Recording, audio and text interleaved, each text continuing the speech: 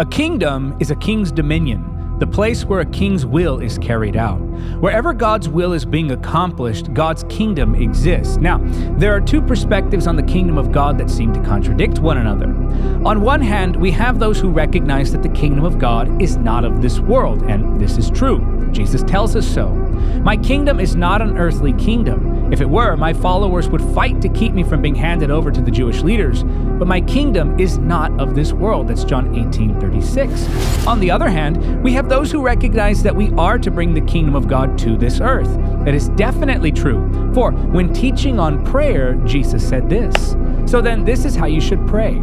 Our Father in heaven, hallowed be thy name. Your kingdom come, your will be done on earth as it is in heaven. That's Matthew 6, 9, and 10. The Bible clearly teaches that the kingdom of God is both otherworldly and something that should be established on earth. Do we have a contradiction here? By no means. Both realities of the kingdom can be true at the same time. The kingdom of God is both then and there, and here and now. In fact, the kingdom is also within you. Now, when he was asked by the Pharisees when the kingdom of God would come, he answered them and said, "The kingdom of God does not come with observation, nor will they say, 'See here' or 'See there.'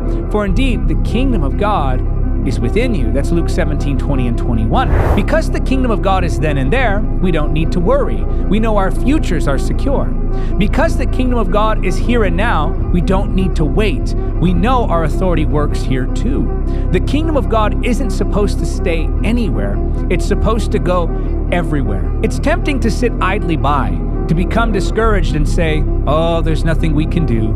We know that the world is just going to get darker and darker." But it's precisely because the kingdom of God is not of this world that we ought to work to establish it in this world.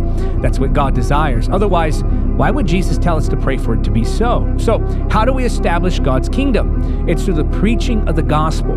When a soul is saved, the heart and mind are transformed. When the heart and mind are transformed, character is transformed. When character is transformed, behavior is transformed. Change the individual, you change the family. Change the family, you change society. Change society, and you can change the world.